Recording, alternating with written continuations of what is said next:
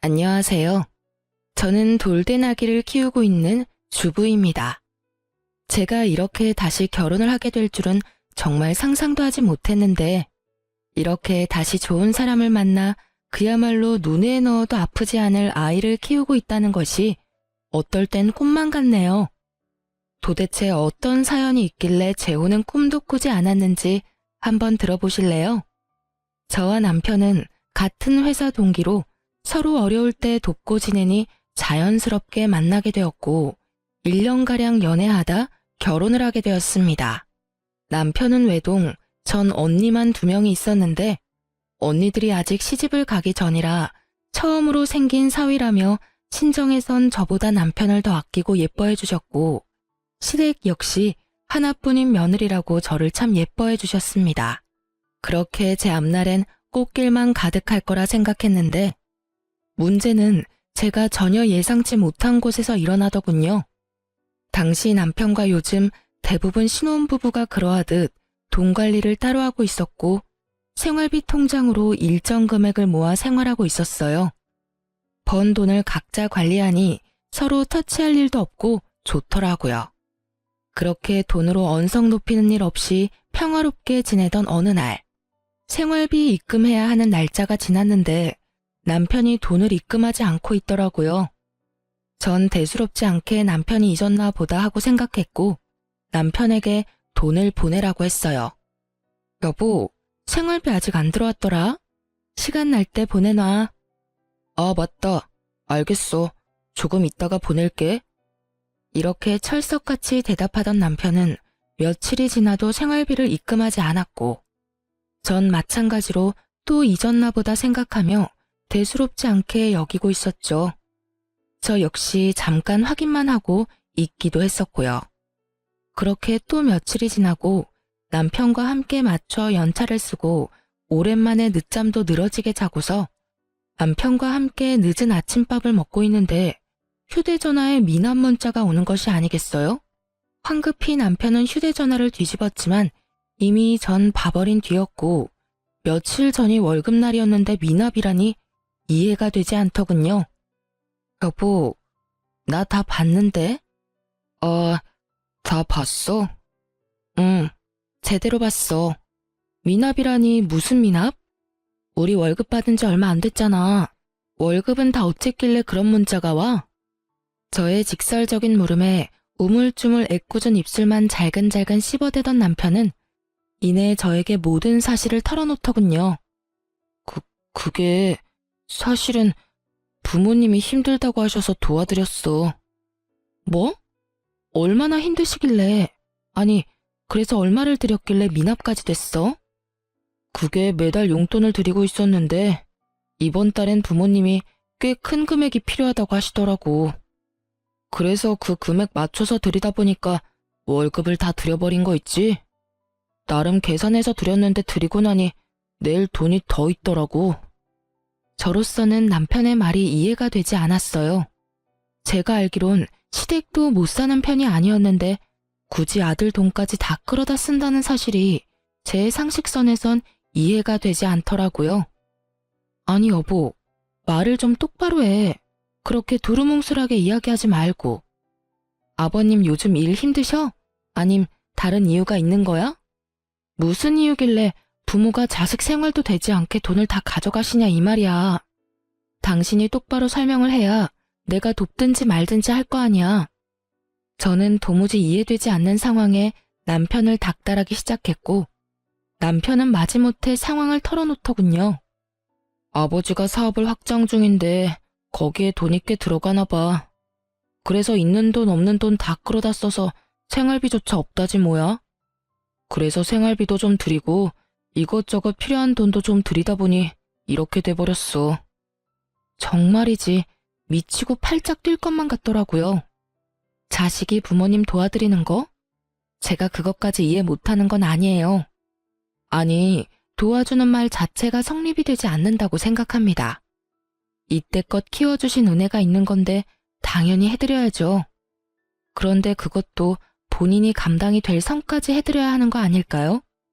이러나 저러나 제 입장에선 상황이 참 어이없는 것은 맞지만 그래도 어쩌겠어요. 큰 금액도 아닌 돈 때문에 남편을 신불자로 만들 순 없었기에 전 남편에게 돈을 주며 미납금부터 빨리 갚으라고 하며 앞으로 어떻게 할 것인지 물어봤어요. 돈 입금했으니까 그 미납금부터 얼른 갚아. 고마워, 여보. 정말 진짜 고마워. 이번이 마지막이야. 알겠지? 알겠어. 앞으로 이런 일 없도록 할게. 그래. 말이 나왔으니까 하는 말인데 앞으로 어떻게 할 예정이야? 계획은 있으시대? 이미 벌인 사업 어쩌시겠어. 계속 진행하실 모양이더라고. 그래서 말인데 당신만 허락하면 앞으로도 계속 금전적인 도움은 좀 드리고 싶어. 이번처럼 아무 생각 없이 돕는다는 게 아니라 내 능력 되는 선에서 말이야. 솔직하게 말하자면 어이가 없긴 했지만 전 알겠다고 대답했어요.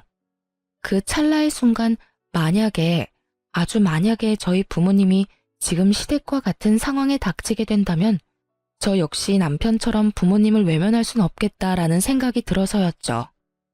그렇게 생각하니 한결 마음이 유해졌고 전 좀 더 남편을 이해해 보기로 했어요. 그래, 당신이 감당할 수 있는 선에서 신용에 문제 없을 정도로 도와드려. 그리고 생활비는 한동안 내가 감당할 테니까 생활비는 신경 쓰지 말고 당신이 훗날 후회되지 않게 부모님께 잘해. 여보, 정말 고마워. 난 사실 당신이 이렇게까지 날 이해해 줄 거라곤 생각도 못했어. 앞으로 내가 당신한테 정말 잘할게. 그날 이후 남편뿐 아니라 시댁에서까지 제 덕에 위기를 잘 넘겼다며 저를 더 어여쁘게 여겨주시기 시작했고 전 마음을 돌려먹길 잘했다고 생각하며 남편을 도와 시댁 뒷바라지를 열심히도 했습니다. 그것이 다 부질없는 멍청한 짓인 줄은 그 당시엔 꿈에도 알 수 없었으니까요. 제가 시댁 일에 힘을 보태고 있던 그 순간 생각지도 못했던 일들이 친정에 일어나고 있었더군요. 그건 다름 아닌 아빠의 회사가 예기치 못하게 부도 위기에 놓이게 되고 엎친 데 덮친 격이라고 아빠마저 쓰러지셨던 것이었어요. 다행히 쓰러진 아빠를 일찍 발견해 급하게 수술에 들어가게 되었고 천만다행으로 수술은 잘 되었지만 친정 식구들에겐 수술비가 걱정이었죠. 부도를 막느라 언니들이 모은 돈과 언니들의 집까지 쏘아부었던 터라 수술비를 마련하긴 힘든 상황이었던 것이었어요. 시집을 간 저에게까지 손을 빌리고 싶지 않았던 부모님은 이 모든 사실을 비밀로 하고 있었고 아무리 노력해도 돈을 구할 수 없었던 첫째 언니는 결국 저에게 전화를 걸어 모든 사실을 털어놓게 되었던 거죠. 언니, 목소리가 왜 이렇게 안 좋아? 무슨 일 있어? 그게 말이야. 사실은 아빠가 쓰러지셔서 수술을 했는데 입이 안 떨어진다 정말. 뭐? 아빠가 쓰러지셨다고? 언제? 왜 나한테 말 안 했어? 그래서 수술은 어떻게 됐는데? 잘 안 됐어? 아빠 위독하셔? 아니, 수술은 잘 됐는데 수술비가 없어. 사실은 아빠 회사가 힘들어서 나나 둘째나 모은 돈이고 집이고 팔아서 아빠 보태드렸거든. 그래서 부도는 겨우 막았는데 수술비를 낼 돈이... 그런 이야기를 왜 이제서야 말해? 내가 정말 못 살아. 우린 너 시집도 갔고 이제 너도 네 가정이 있는 건데 괜히 이런 일까지 신경 쓰게 하고 싶지 않아서 그랬지. 그런 말이 어디 있어? 시집 가면 가족이었던 사람이 가족이 아닌 게 돼? 일단 수술비는 내가 당연히 마련할 테니까 수술비 걱정은 하지도 말고 있어. 앞으로 이런 일 있으면 바로 연락하고. 그래, 고맙다. 우리 막둥이가 언제 커서 이렇게 든든해졌나 몰라. 나 옛날에 다 커서 시집도 왔거든? 그러니까 언니도 걱정하지 말고 좀 잠이나 좀 자. 보나마나 잠도 한숨 못 잤을 텐데 내일은 내가 가볼게. 그래, 덕분에 오늘은 발 뻗고 푹 잘 수 있겠다. 그럼 내일 봐. 언니와의 통화를 끝낸 저는 가족들이 막막했을 생각을 하니 눈물이 다 나려고 하더군요. 시댁을 신경 쓰느라 친정에 무심했던 제가 한심하기도 했고요. 이런저런 생각들로 눈물이 고이려는 그때 옆에서 모든 말을 듣고 있던 남편이 다짜고짜 저를 붙잡고 화를 내기 시작했어요. 왜 그 돈을 당신이 내? 뭐? 순간이지만 전 제 두 귀를 의심했어요. 나서서 수술비를 내자고 해도 모자랄 판국에 아빠 이야기는 단 한마디도 묻지 않고 그 돈을 왜 내냐고 화를 낸다뇨. 수술비가 한두 푼이야? 적어도 몇백은 좋긴 넘을 텐데. 우리가 지금 그런 돈이 어디 있어. 당신 지금 고작 몇백이 아까워서 이러는 거야? 당신도 방금 옆에서 다 들었잖아. 지금 우리 친정 상황이 어떤지. 있으면 좋은 돈이 아니라 있어야만 하는 돈이라는 거 다 알면서 지금 그런 말이 나와? 알지, 아는데 당신도 잘 알잖아. 지금 우리 부모님도 자금난에 허덕여서 우리가 보탬이 돼야 하는데 장인어른 수술비까지 들이면 어떻게 해? 차라리 그 돈으로 우리 부모님을 도와주면 더 좋잖아. 이 무슨 정신 나간 소리인지 모르겠더라고요. 남편 놈은 지금 자신의 입으로 얼마나 미친 소리를 해대는지 모르는 듯 잔뜩 찌푸린 미간이 참도 당당하더군요. 당신 말 잘했다. 당신 부모님 힘들다고 당신이 한동안 돕는다고 했을 때 나 사실 어이없기는 했지만 군말 없이 그러라고 했어. 당신 부담스러울까봐 우리 집 생활비는 내가 다 부담하기도 했고. 그게 1년이야, 1년. 그 시간 동안 난 당신하고 당신 집을 위해서 내 나름대로 보탬이 되려고 최선을 다했는데 당신은 지금 뭐야? 차라리 그 돈으로 당신 부모님이나 돕자고? 지금 그걸 말이라고 해? 우리 아빠 수술비가 없다는데. 당신 설마 우리 아빠한테 주는 돈이 아까워서 이러는 거야? 당신 그 정도로 최악인 남자였어? 아니, 아깝기는. 우리 집엔 자식이 나 하나뿐이라서 어쩔 수 없이 내가 도와야 했지만 당신 집은 아니잖아. 처형이 2명이나 있는데 왜 당신까지 나서서 도와야 하냐 이 말이지. 그것도 우리 집도 어려운 이럴 때 말이야. 전 더 이상 남편과 대화라는 걸 나눌 필요성을 느끼지 못하겠더라고요.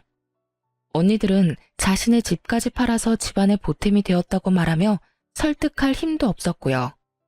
아, 다 됐고 당신이 당신 돈으로 시댁 도왔듯이 나도 내가 모은 돈으로 아빠 수술비 드릴 테니까 상관하지 마. 그게 왜 당신 돈이야? 그건 부부 돈이지. 정신 차려. 그게 왜 부부 돈이야? 그건 엄연히 내가 벌어서 나 혼자 모은 내 돈이야. 이런 말 하는 거 치사해서 하기 싫었는데 당신이 당신 돈으로 뭘 하든 당신한테 아무 말 안 했으니까 당신도 내 돈으로 이래라 저래라 입대지 마. 신경도 쓰지 말라고. 알겠어?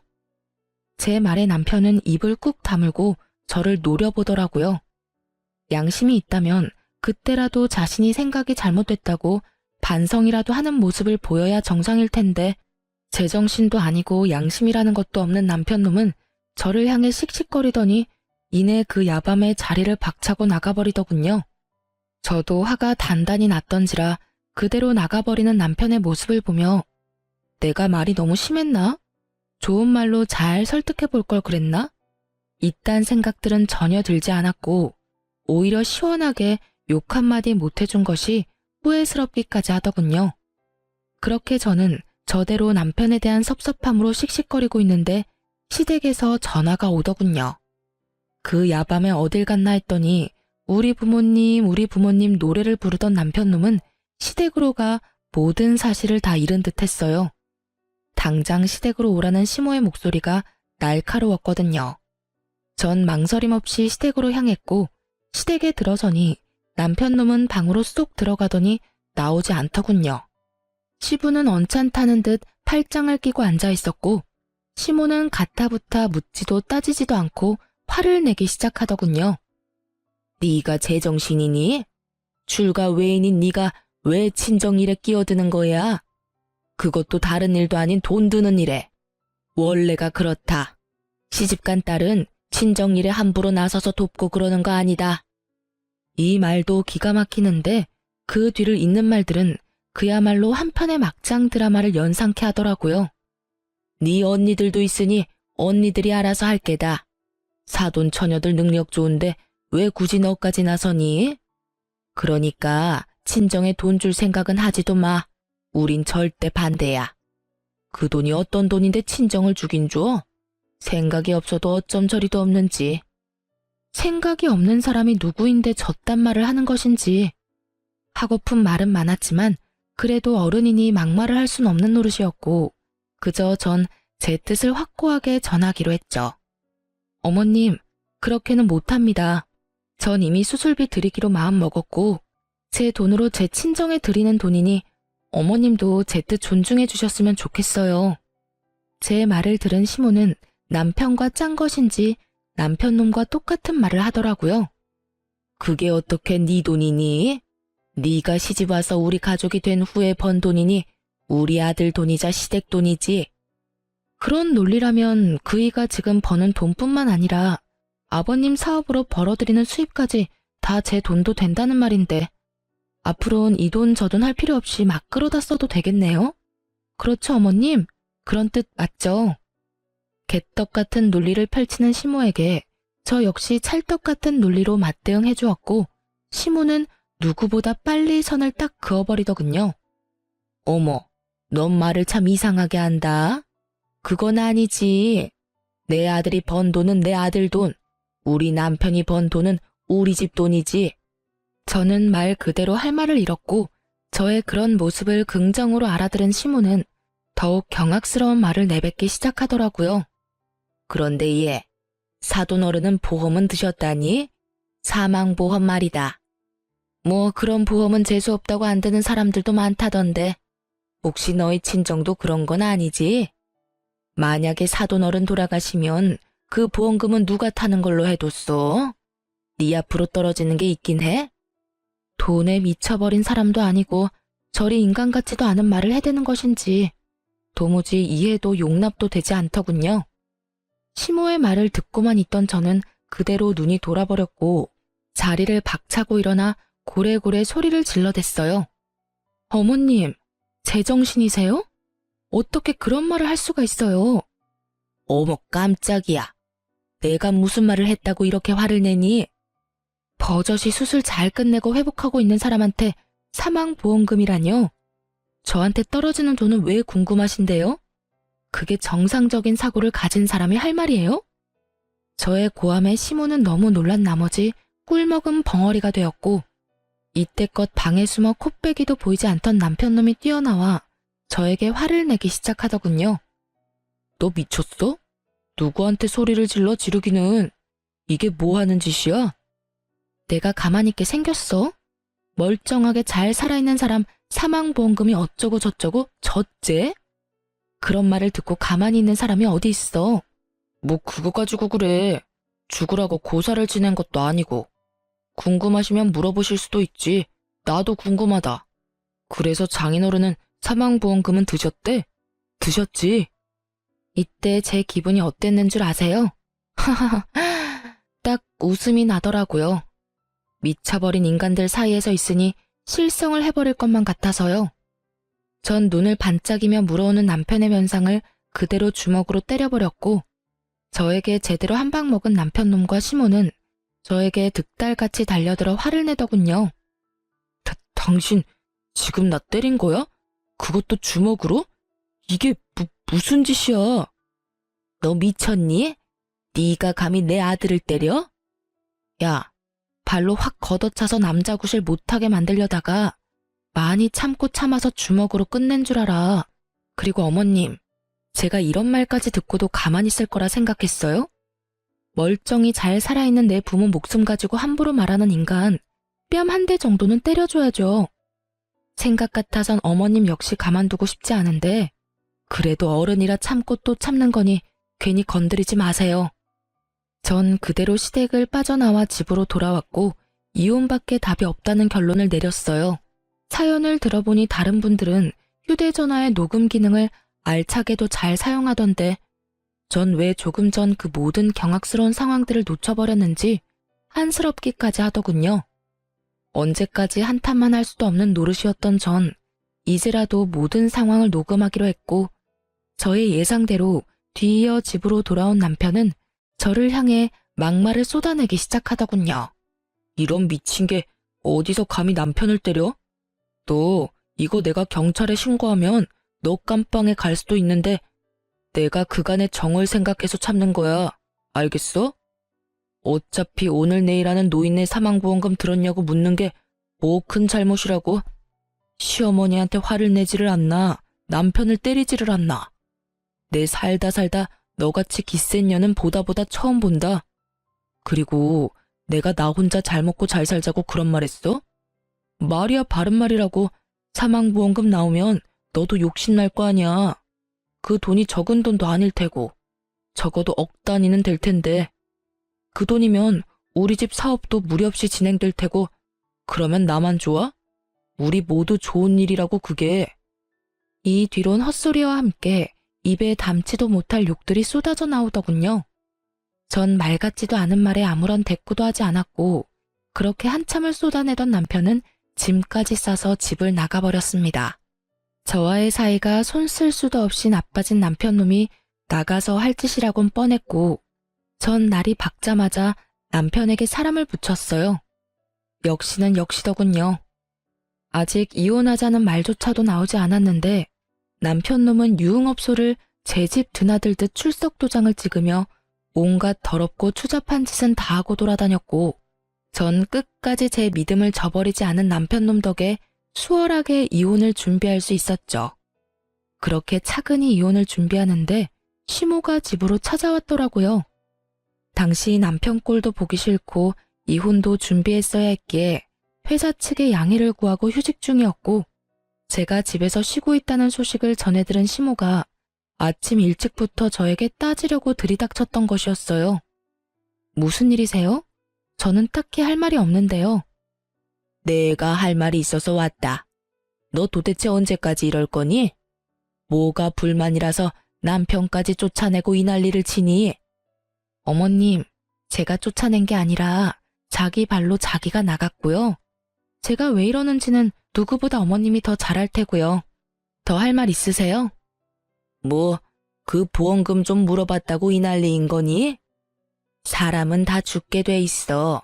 어차피 죽을 사람 사망보험금에 대해서 좀 물어본 게 뭐 그리 큰 죄라고 이렇게 뒤끝을 부리는 게야? 그러면 어머님은 사망보험금은 드셨어요? 어머님도 어차피 죽을 건데요. 이혼을 마음먹으니 전 못할 말이 없었고 막상 자신이 그런 말을 듣게 되자 화가 머리끝까지 난 시모는 갖은 욕을 하며 저를 밀쳐대더라고요. 더는 참지 않기로 한 저는 그런 시모의 손을 인정사정 볼 것 없이 뿌리쳐버렸어요. 뭐가 어쩌고 저쩌지? 이런 미친년이 어디서 그런 재수없는 말을 입에 담는 거야? 지금 기분이 어때요? 더럽죠? 재수없죠? 지금 느끼는 그 기분 저도 그대로 느꼈어요. 이제야 제 기분이 어땠을지 알겠어요? 너랑 나랑 같니? 그건 엄연히 다른 경우 다른 문제라고. 아휴, 다 필요 없고 이제라도 마음 돌려먹어라. 네가 수술비 따윈 주지 말고 무릎 꿇고 잘못했다고 싹싹 빌면 이혼만은 하지 않도록 도와주마. 너 지금 내 아들한테 이혼당하게 생겼어. 알고는 있니? 들어보니 친정에서 하던 사업도 부도 직전이라고 들었는데 그런 친정하고 연락하고 지내면 뭐하니? 너한테 빌붙기밖에 더해. 그러니까 친정하고는 이참에 영 끊어버리고 우리한테 납작 엎드려서 살란 말이야. 내가 내 아들은 잘 설득해 줄 테니. 이혼하라고 하면 누가 겁이라도 낼 거라고 생각했는지 남편을 설득해 준다고 하며 시모는 있는 유세 없는 유세는 다 부려댔고 그 모습을 지켜보던 전 코웃음이 다 나더군요. 그럴 필요 없어요. 이미 수술비만 아니라 그동안 알뜰살뜰 모았던 돈 다 드렸거든요. 덕분에 퇴원도 잘하셨고 부도 위기도 잘 넘겼다고 하시더라고요. 전 밝게 웃으며 말을 했고 제 말을 듣던 시모는 자리에서 벌떡 일어나더니 역정을 내기 시작했어요. 너 정말 미쳤니? 그 돈이 어떤 돈인데? 그걸 나하고 한마디 상의도 없이 친정에다 다 갖다 바쳐? 그 돈이 어떤 돈이긴요? 제 힘으로 번 제 돈이죠. 제 힘으로 번 제 돈을 쓰는데 어머님이랑 상의까지 할 필요는 없지 않을까요? 뭐라고? 내가 저번에도 말했잖니. 그건 네 돈이 아니라고. 아니요. 정확히 그 돈은 내 돈이고요. 그건 어머님이 아무리 우기고 난리를 부려도 변하지 않는 사실이에요. 혹시 더 할 말 있으세요? 전 없어서 그러는데 이만 가주시겠어요? 제가 좀 바빠서요. 한마디도 지지 않고 맞서는 저의 태도에 약이 오를 대로 오른 시모는 저를 향해 손을 치켜들었고 전 그 손을 재빠르게 낚아채 그대로 뿌리쳐버렸어요. 제 몸에 또다시 손대는 날엔 어머님이고 나발이고 경찰에 확 신고해버릴 테니 그런 줄 아세요. 악에 바친 저의 통보에 시모는 뒷걸음질 치며 도망가려고 하더군요. 전 그런 시모를 붙잡고 진작 싸뒀던 남편놈의 남은 짐들을 던지며 당장 가지고 가라고 말했고 시모는 왜 이걸 자신을 주냐며 또다시 어이없는 말들을 쏟아내더군요. 나가야 할 사람이 누군데 이걸 챙겨줘? 지금까지야 이혼만큼은 아니라는 생각에 그냥 뒀지만 지금은 아니지 않니? 너도 결혼 생활 유지할 생각 없는 것 같고 나도 너 같은 년 내 며느리 자리에 계속 두기 싫다. 그러니 이 집에서 나가야 할 사람은 내 아들이 아니라 너지. 지금 당장 내 아들 집에서 나가. 아는 것이라곤 하나도 없는 시모는 참 당당하게도 저에게 오라가라 하며 큰 소리를 쳐댔고 전 그런 시모에게 통쾌한 한마디를 해주고선 시모를 내쫓아 버렸습니다. 아줌마, 당연히 알고 있다고 생각했는데 모르고 있는 듯하니 내가 친절히 말해줄게요. 이 집 아줌마 아들 집이 아니라 내 집이에요. 뭐? 이 집은 내가 처녀 때 내 돈으로 산 내 집이라고요. 그러니까 내 집에서 난동 그만 부리고 당장 나가세요. 그렇습니다. 저희가 결혼 생활을 시작하게 되었던 집은 제가 처녀 때 공인중개인 둘째 언니의 권유로 분양받았던 제 명의의 제 집이었어요. 결혼할 당시에 대출금이 조금 남았던 터라 함께 갚아나가며 공동명의를 해야 하나 생각도 했었지만 이미 꽤 갚기도 했고 혹시나 하는 마음으로 혼자 대출금을 내며 제 명의로만 뒀던 것이었어요. 매달 나가는 대출금이 부담스럽기도 했지만 이런 상황이 되고 나니 살면서 가장 잘한 일이었다는 생각마저 들었어요. 어쨌든 전 이혼을 위해 변호사를 만나며 지냈고 아빠는 앞서 말했듯이 경과가 좋아 언제 그랬냐는 듯이 건강을 되찾아 태어나게 되었어요. 사업 역시 언니들과 저의 도움으로 위기를 잘 넘겨 다시 정상적인 운영을 하고 있다고 하더군요. 그렇게 모든 일은 차근차근 잘 풀려가고 있었고 친정이 안정기에 들어서는 것을 확인한 저는 변호사분과 함께 본격적인 이혼을 준비하고 있었어요. 그런데 몇 달 만에 연락이 온 남편이 회사 앞에서 보자고 하더라고요. 그 당시 남편은 다시 출근하기 시작한 저와 마주치는 것이 껄끄러웠는지 회사를 옮겼고 전 결혼 이후 처음으로 남편 덕을 다 보며 회사를 다니고 있던 상황이었는데 갑자기 회사 앞으로 온다고 하니 왜인지 불안하더라고요. 그래서 전 제가 남편 회사 앞으로 간다고 했고 그렇게 몇 달 만에 남편 얼굴을 보게 되었어요. 이번엔 정말 발차기라도 해야 하나 생각하며 남편을 만났는데 그놈은 집을 나가던 그때와는 180도 다른 다정한 태도로 저를 대하더군요. 도대체 무슨 꿍꿍이인가 싶어 대충 분위기를 맞춰줬고 생각한 대로 분위기가 잡혔다고 생각했는지 그 더러운 속내를 꺼내기 시작했어요. 저기 여보, 혹시 그거 알고 있어? 집값 말이야. 많이 올랐더라? 아, 그거? 알고 있어. 그런데 당신이 그걸 어떻게 알아? 집도 나간 사람이 집값은 매일같이 체크하고 있었나 봐. 그것도 자기 집도 아닌 집을 말이야. 에이, 무슨 말을 또 그렇게 해. 어쨌든 우리 집 지금 팔아야 하지 않을까? 지금 많이 오른 것 같은데. 우리 집이라는 말이 상당히 거슬렸지만 일단 참고 분위기를 맞춰보기로 했어요. 그쯤 되니 그 뒤로 나올 말이 궁금해서 미칠 지경이었거든요. 그렇지 않아도 겸사겸사 해서 내놨어. 정말이었어요. 이혼도 할 마당에 그 집에서 살 생각도 없었고 때마침 집값도 말도 안 되게 오르고 있었던 터라 팔릴 때 빨리 팔아버리려고 내놨었거든요. 왜 그런 중요한 일을 나한테 안 알린 거야? 왜라니?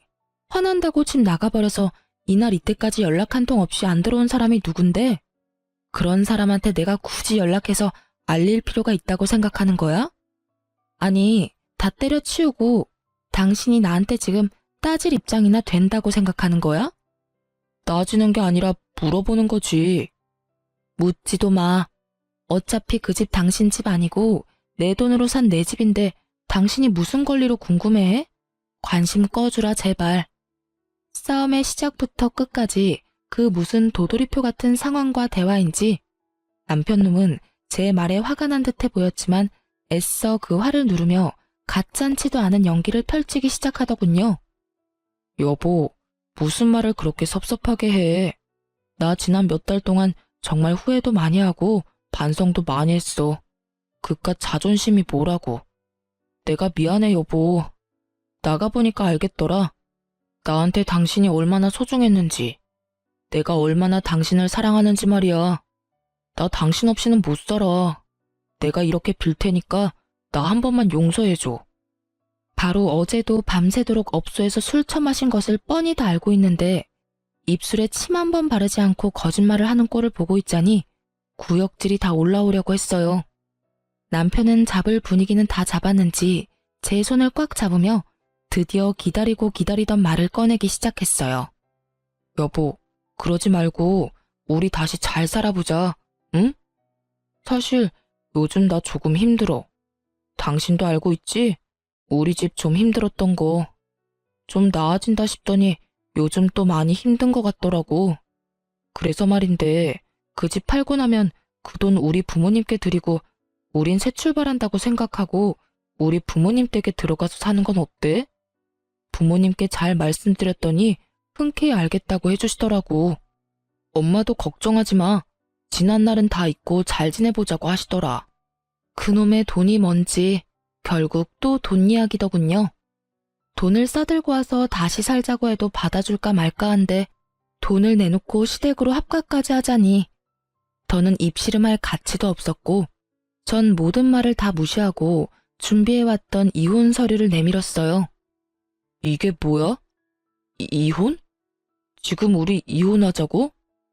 그래, 제정신은 아닌 것 같은데 글자는 잘 읽네. 보시다시피 이혼 서류야. 우리 이혼하자. 이혼은 무슨 이혼이야. 우리가 왜 이혼해? 난 당신이랑 절대로 이혼 못해. 우리가 이혼할 이유가 없잖아. 이혼할 이유가 이렇게나 많은데 이혼할 이유가 없다고?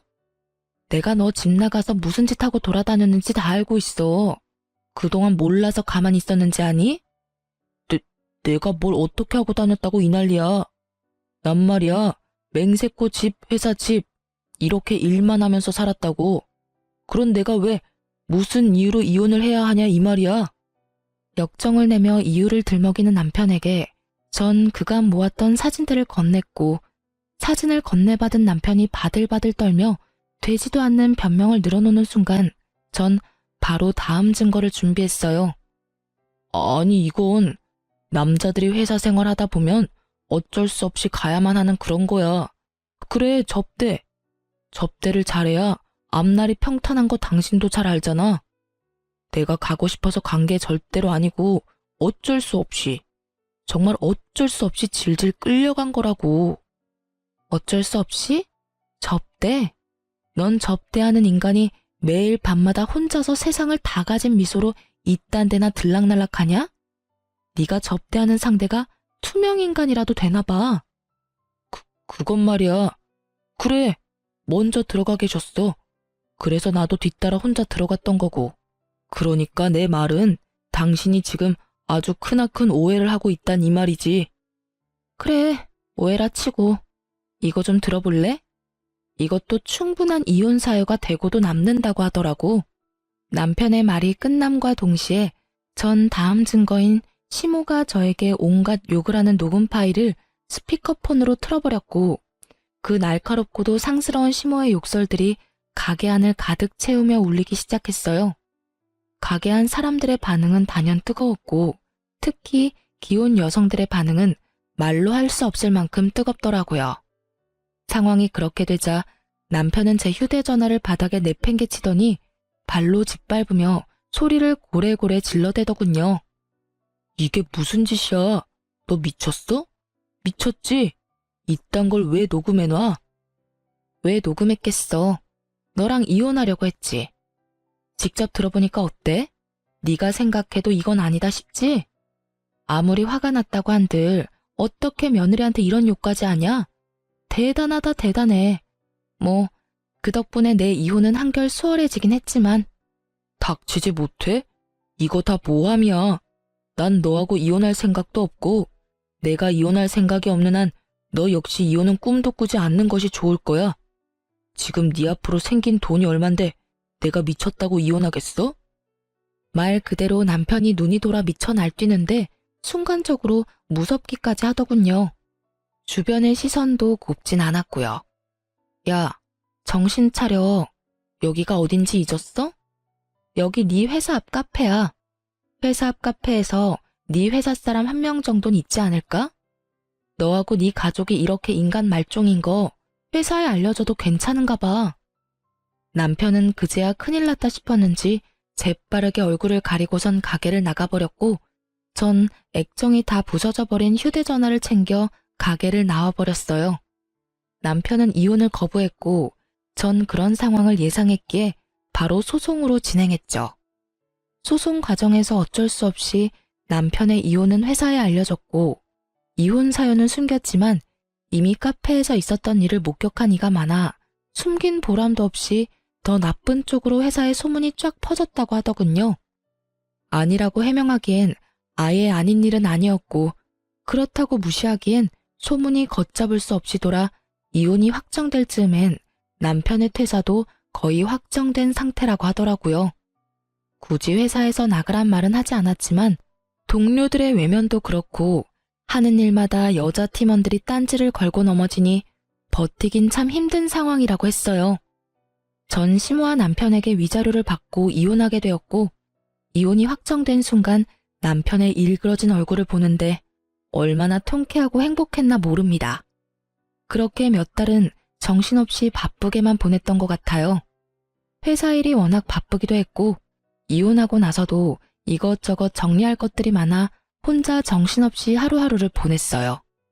그렇게 정신없이 보내고 있는데 전 남편이 퇴사했다는 소식이 들려오더니 어느 날에는 제 회사로 연락도 없이 찾아왔더라고요. 몰골이 많이 상한 얼굴로 눈물까지 글썽이며 그간의 정을 생각해서 한 번만 도와달라고 매달리더군요. 여보, 제발 나 한 번만 도와주면 안 될까? 갑자기 찾아와서는 다짜고짜 그게 무슨 말이야. 나 정말 너무 힘들어서 그래. 내 꼴 보이지? 나 요즘 이러고 살아. 집도 망하기 직전이고 여기저기 끌어다 쓴 돈은 많은데 회사도 그만둬서 돈 나올 구멍이 없어. 내가 오죽하면 여기까지 왔겠어. 그러니까 우리가 함께 살던 정을 생각해서라도 한 번만 도와주라, 응? 정 같은 소리 한다 진짜. 너하고 나 사이에 남은 정이 있을 거라고 생각하는 거야? 내가 도와줄 거라 생각했던 거야? 너하고 네 부모가 나한테 어떻게 했는데 그걸 다 잊었어? 난 너한테 도와줄 돈 같은 건 없으니까 꿈 깨고 네 살 길 네가 알아서 찾아봐. 여보, 그러지 말고 제발 한 번만 도와줘. 내가 다 잘못했다니까. 아직 모르겠어? 당신이 반성하든 말든 이제 상관없어. 우린 이혼했고 당신하고 나하고 이제 남남이야. 그러니까 애꿎은 날 찾아와서 이딴 소용없는 짓거리 하지 말고 이럴 시간에 취업 자리나 알아봐. 여보, 제발. 당신 위자료도 많이 받고 아파트 판 돈도 있잖아. 그러지 말고 조금만 도와줘. 아니, 빌려줘. 내가 빨리 취업해서 다 갚을게. 이자까지 쳐서 갚을게. 각서 쓰라고 하면 각서라도 쓸 수 있어. 이윽고 전 남편은 무릎까지 꿇고 빌기 시작했고 전 도무지 말이 통할 것 같지 않은 전 남편 놈을 경찰에 신고해버렸어요.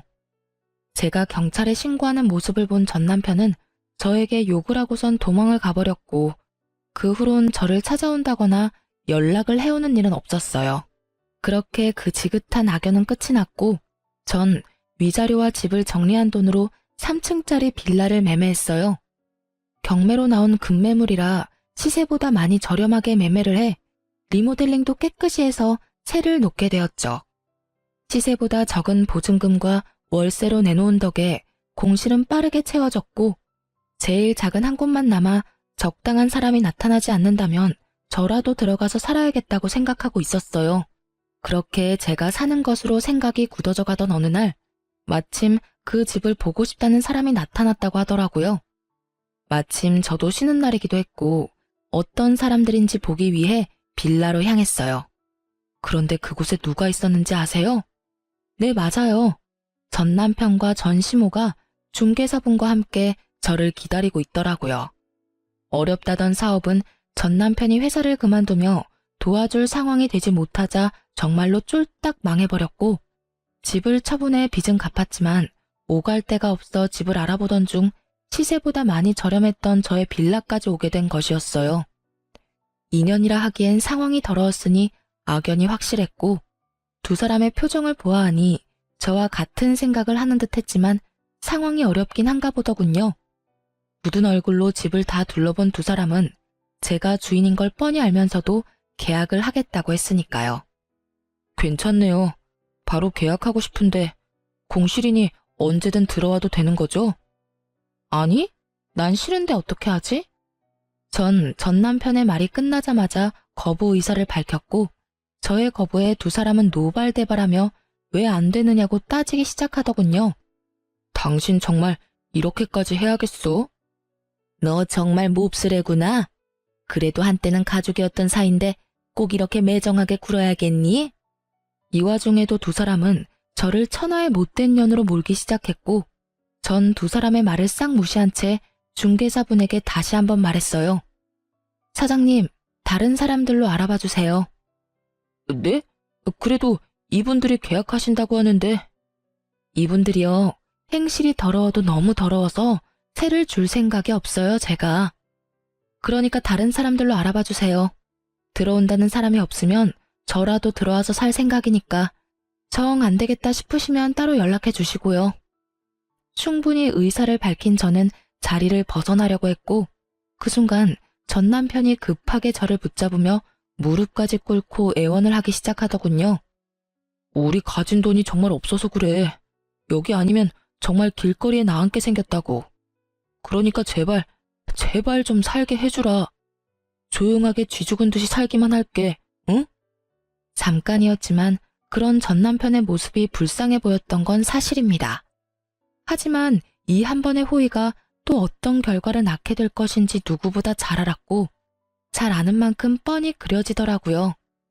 그래서 전 다시 마음을 되잡았고 애원하고 있는 남편에게 이렇게 말해주었어요.